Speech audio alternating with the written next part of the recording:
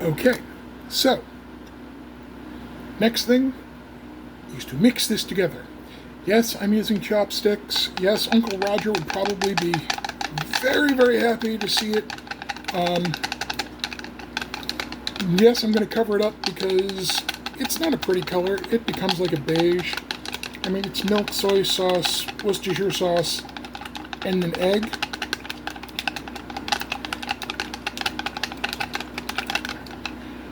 The whole point of that is there's our binder to put into our thing. I'm going to move this over here.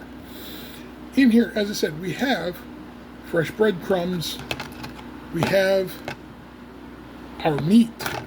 I am going to put approximately, look, a measuring cup. This is a half-cup measuring cup, I think. So let's try about a half cup in here. A little more. Should be enough. That's fine. Also going to take my seasoning. I take the cap off. I don't measure this. I use my feelings. Again.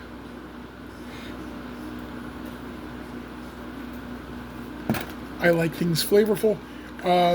Important note when you're seasoning, and I'm sure someone out there is going to say it, as we do, we have a tendency to under-season things. It's just in our nature. The only people who properly season or generally season properly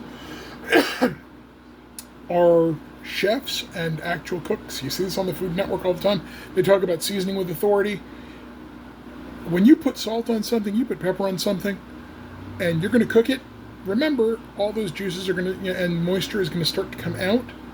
Generally speaking, you can season a piece of meat and let it sit with the seasoning on before you cook it, and you bring the moisture to the top, and then pull it back in if you let it sit long enough. That's why they talk about bringing stuff up to room temperature.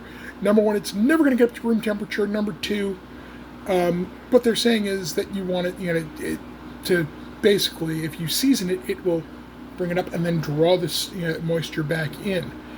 If you think you're over seasoning, the likelihood is that you have not seasoned enough.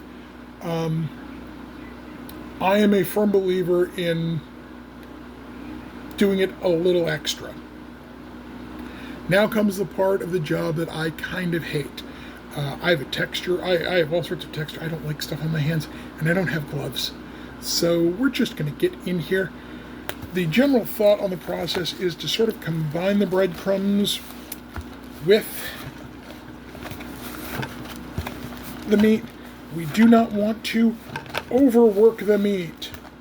You'll hear that statement a lot, but you want to sort of combine the two together. Push it down. Get it a little flat. You'll see it's starting to come together a little bit. Take your mixture. Get that in there. Meh.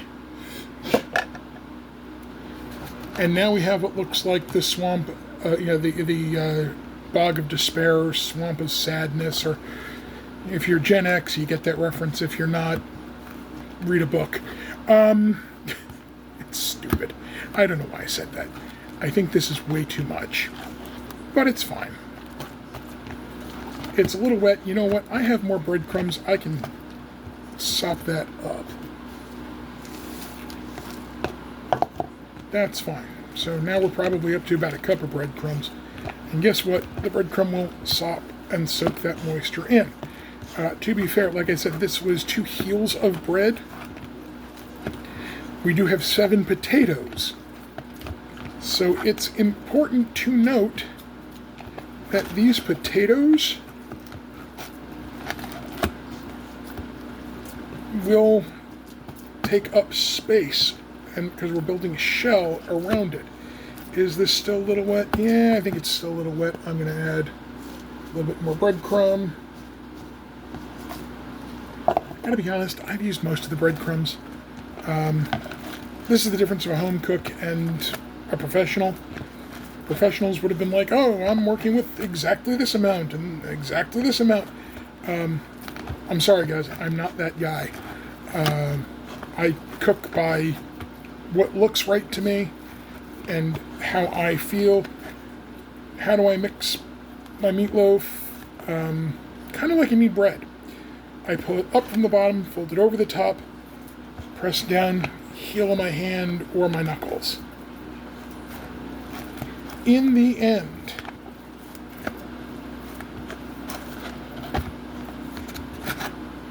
that's what it kind of looks like. Meatloaf is not a pretty, it's not the most pretty thing. Should also be noted that I keep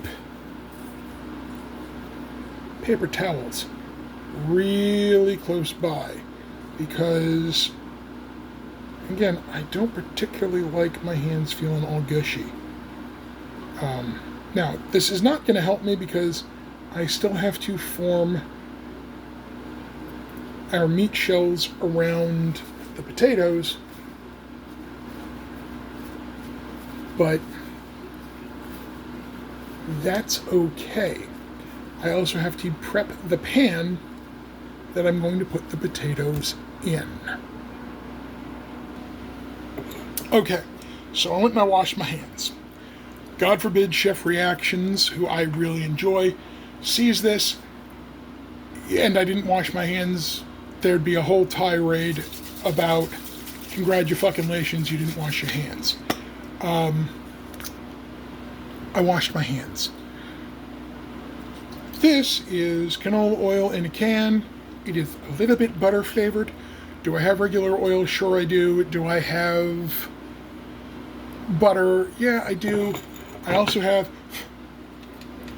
a little mini muffin tin. It fits inside my toaster oven, which I showed you yesterday. I have 7 potatoes.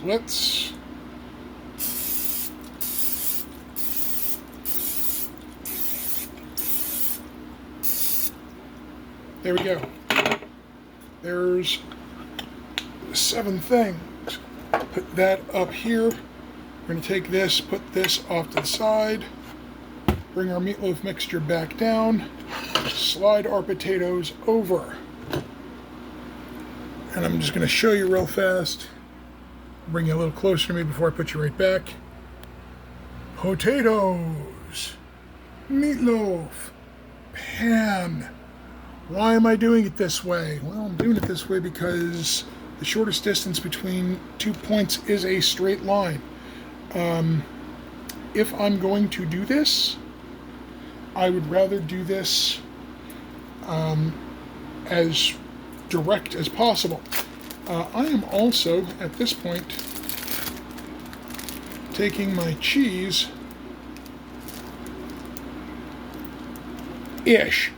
out of its cellophane, and I'm going to break it in half. Now, why am I doing that? Well, I told you before I want to experiment.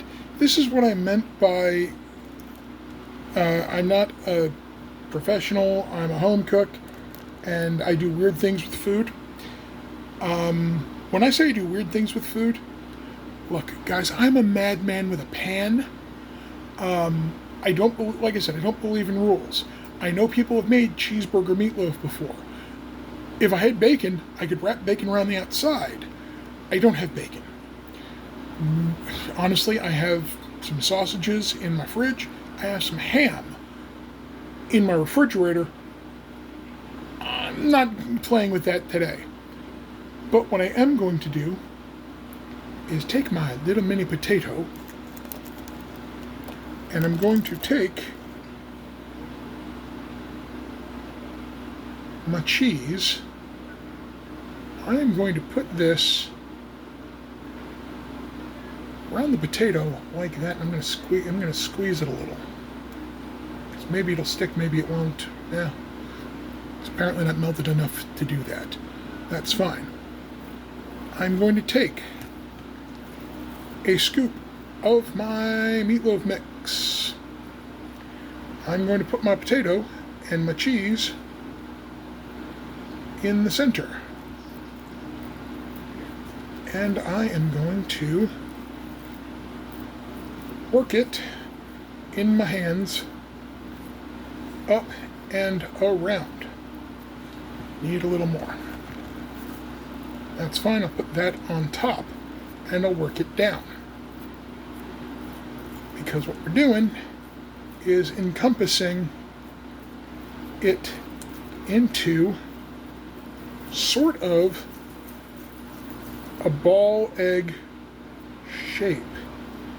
Now, with cheese inside, I need to make sure that this is sealed, which is why I'm kind of rolling it in my hands for that shape. I think we are